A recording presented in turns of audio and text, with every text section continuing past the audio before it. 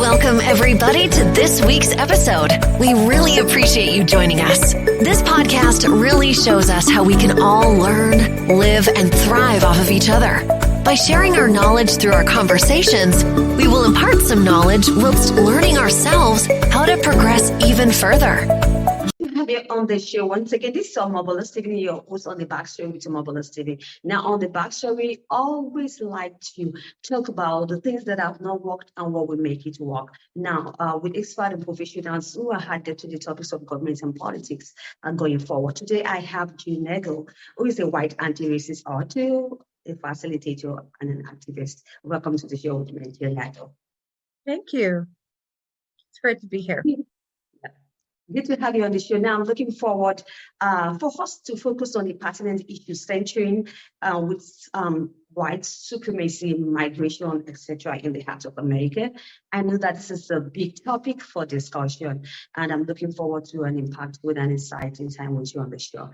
Now, the question is that, do you think that the gains that the immigrants bring to the U.S. could it be that the reason why the language of its proponents has become so extreme? It's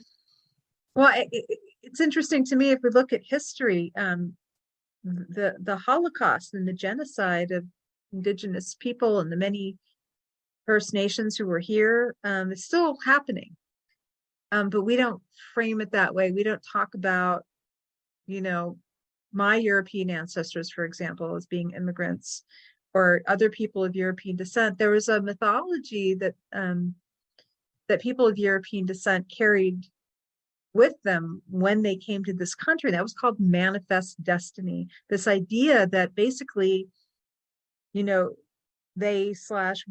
entitled to occupy this land, and they saw themselves as superior to. Like we don't call them invaders. We call them pioneers or settlers. I mean, this is a euphemism. What happened was that we brought disease. We murdered nearly all of the buffalo that were the food and clothing source for the native peoples, and took over, basically. And we're continuing to do that. So we haven't really reckoned with this. We haven't reckoned with the fact that we've nearly wiped out hundreds of indigenous nations in the U.S. And so when we talk about immigrants and closing our doors, to me it seems very strange, and it points to the fact that we have not reckoned with with our own history of occupying this country. Oh, right. Now, on a structural level, racism serves to perpetuate inequalities in access to power, resources, and opportunities across racial and ethnic groups. Jill, how can we dismantle the white supremacy? Wow. Well, see, I think it can happen at so many different levels. White supremacy mythology is a set of, it gets reproduced through policies, through actions, through practices, through beliefs, through customs, through images, through language. It's everywhere. It's, we can't just suck it out. If you sucked the white supremacy mythology out of the United States of America, we would not recognize the United States of America anymore. So what I'm interested in is looking at how it impacts myself as a white Jewish person, which is interesting in and of itself, because as a white person, I walk around getting privilege. I don't get followed in stores. I don't get pulled over because people see a white woman and they think, oh, she's probably fine. That's white privilege. And yet I'm afraid to go to synagogue tonight because Nazi groups have declared February 25th, which is tomorrow, a day of hate. I just moved to this town and I'm afraid to go to synagogue. My husband and I are both afraid because of violence. The last time we were in, the synagogue was vandalized. So that's an interesting place to be. I think for white people who want to or interested in dismantling white supremacy mythology, we need to start from the inside. We need to befriend our own responses, our own patterns, our own thoughts that crop up when we start to talk about this stuff.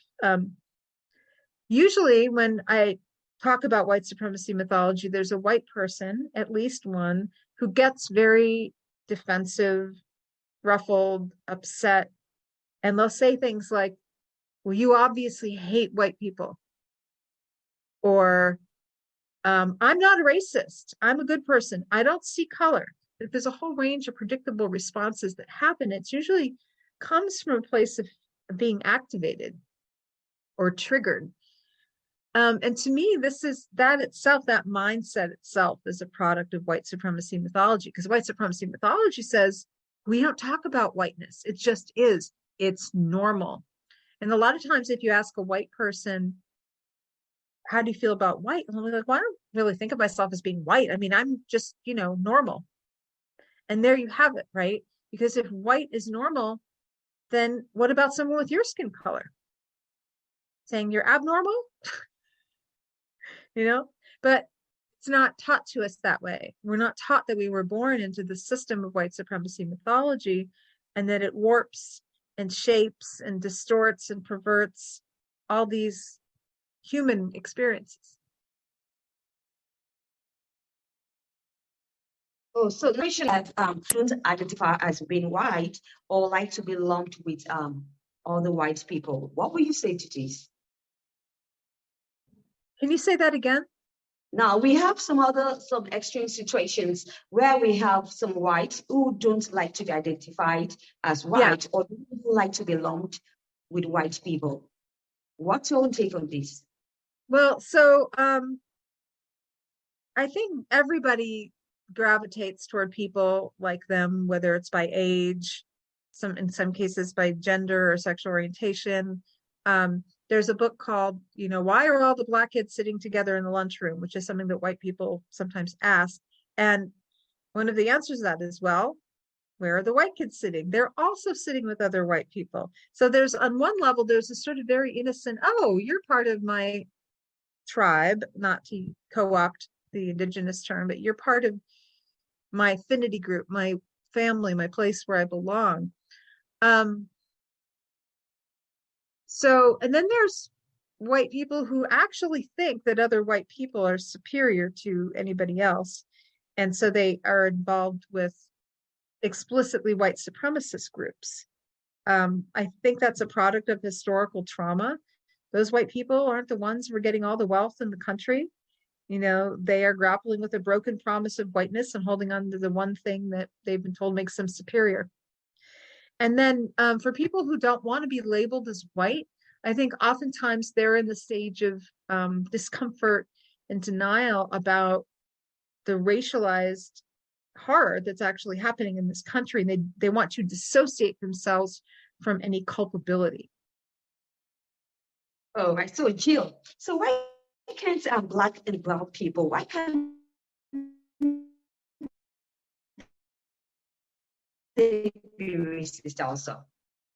Well, if you're looking at in a context of white supremacy mythology, a lot of times I think what goes by the name of racism among people of African or Latinx or indigenous descent is actually them being really sick of white supremacy. And if you look at racism as a feeling about another group plus the power to enforce denial of basic services, or the power to keep somebody out of a space, or the power to be mean or harmful to them and not be held accountable. Black and brown people don't have that over white people. White people are not, systemically being denied loans or housing or the right to roam freely by Black people. That's not how it is in this country. Oh, now, so I haven't looked at that. So how can we introduce new dynamics and in visualization and racist discourses going forward? I'm sorry, can you repeat that? Now, going by your earlier explanation, now how can we introduce the new dynamics in racialization and racist discourses to effect change where necessary? What are some new dynamics to affect Yes, change? Is that we what you're can bring asking? into the table. That's right. Well, one thing that I would like to do is to invite white people to step into their own version of anti-racist leadership. Nobody's calling you a racist. To say, we're all in this together as white people. Let's take a look at what happened to us. What were we told? What lies were we told? What mythology did we take on? And how can each of us contribute to a more truth-based way of life? Most people have a value system that they live by, whether it comes from Christianity, Judaism, Islam, or secular humanism, like a kind of, I'm a good person, I'm an atheist, I have my own set of beliefs. But those beliefs, if you look at all the different religions across the world and also all the non-religious people's value systems, at the core of it is a kind of a do no harm, treat people with kindness, leave the campsite better than you found it. I mean, we really have a common core of moral grounding in terms of treating one another with respect.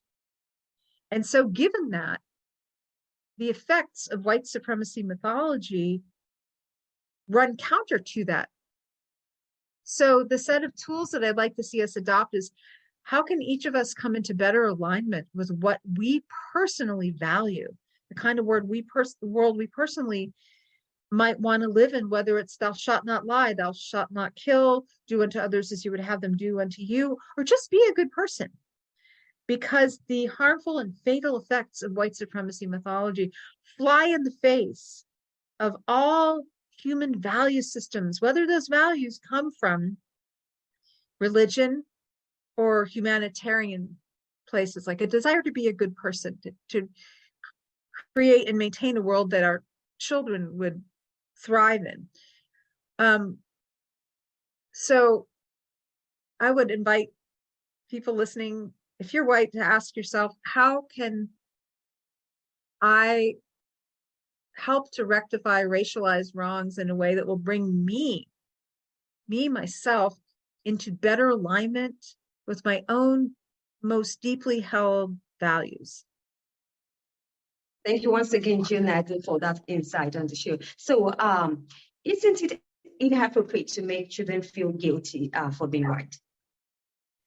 I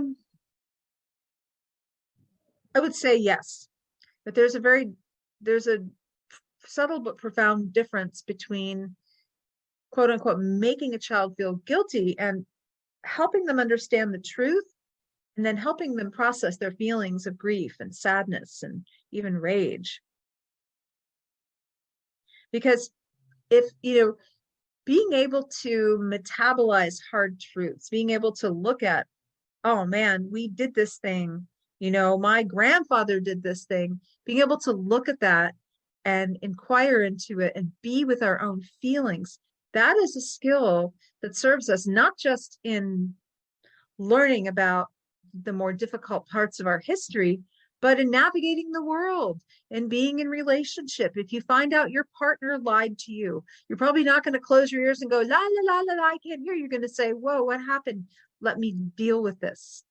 How do I deal with this? So I think it's absolutely necessary and appropriate to help children develop age-appropriate tools for facing hard truths. And again, we're not going to give bloody details of massacres to first graders, but some first graders lived through bloody massacres, and so I think we need to find ways, again, that are age appropriate to help children look at these hard truths and eventually learn how to stand up against injustice.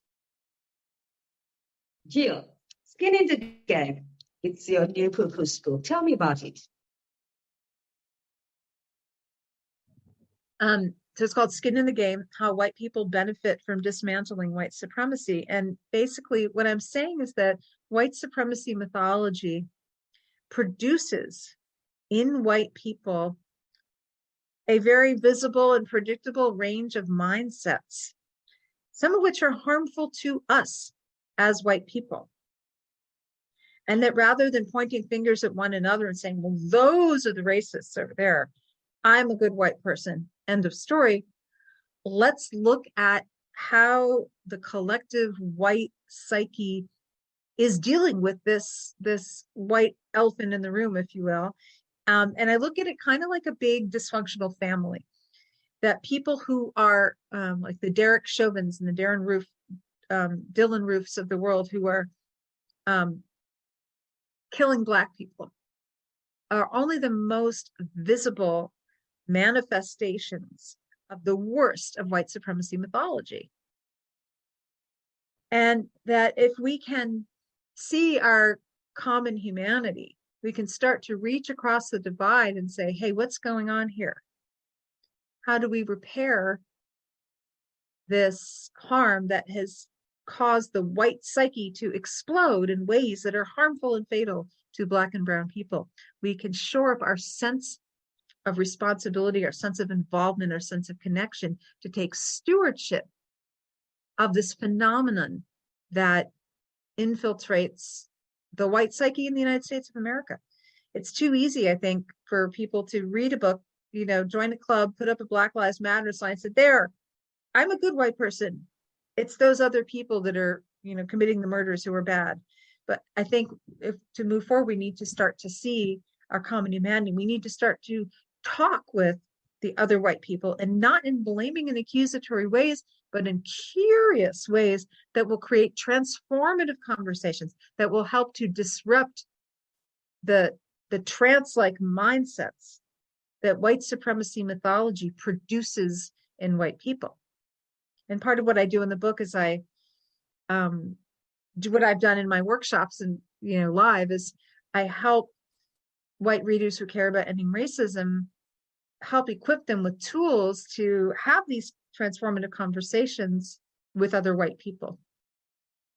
Absolutely. Thank you once again, Jill. Do you have any other exciting news information you'd like to share with the audience of the Backstory?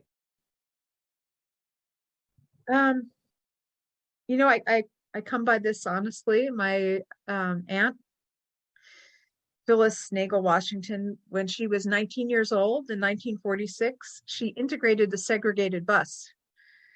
She saw that she was from New York and she wasn't familiar with segregation. So she went down to Florida. When she came back, she saw that a bunch of people were clustered in the back of the bus while the people up front were just kind of lounging and taking up space. And she caught the eye of an older woman and she motioned. She's like, come up to the front of the bus. And the woman shook her head no and pointed up to the ceiling. And so my Aunt Phyllis looked up to the ceiling and she saw a sign that said colored seat from the rear. And it was at that moment that she noticed everybody scrunched up in the back of the bus had dark skin, and everybody lounging in 2 and 3 seats in the front of the bus had light skin. And then she just went ballistic and she one by one gathered, helped the white people consolidate their belongings, and she led the Black people one by one to occupy until the full bus was integrated. And then the bus driver tried to kick her off the bus, called her an N-word lover. And she went on to chair a Black Studies department, all the while saying if ever a Black person wants to come and take over, she would step aside, but nobody ever did. So I grew up intimidated by my Aunt Phyllis, but as I got older, I went, I see. She has really taken this on. She died in 1995, I think.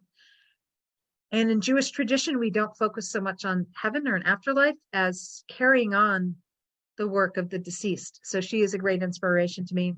I love you, Phyllis. Thank you. Thank you once again, Jill Nagle, for that.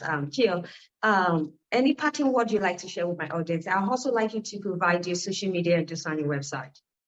Sure. You can find me at evolutionaryworkplace.com. And you can also find me on LinkedIn. I have 2 profiles there. One of them is my content strategy profile, but the other one is has a tagline, Dismantling White Supremacy from the Inside Out. And if you think this kind of work could benefit you as a leader or a group of leaders or your organization, I welcome contact Jill at evolutionaryworkplace.com. Absolutely. Now, Jill Nagle is a white anti-racist author, a facilitator, and an activist. It's really a great time having you on the show. I wish you the best of luck in your book projects and in other subsequent projects you have going forward. Thank you so much, Omobola. It's really great to meet you. All right. Now, if you'd like to catch up with any of these episodes of the Backstory with Omobola Stephen, you can do so on any podcast distribution platforms or any cross-promotion platforms you bump into online. You have an amazing time. Perhaps you'd like to be a guest on my show, right? Sharing disruptive mindset conversation on any topics on the politics and government. I would like to have you as a guest on the show. You can send a mail to me at omobolastephen@outlook.com. Perhaps you'd like to get to know more about me and what I've been up to. You can check me at omobolastephen.com. Now, I need you to stay safe with all my love. Back to soon. Bye for now.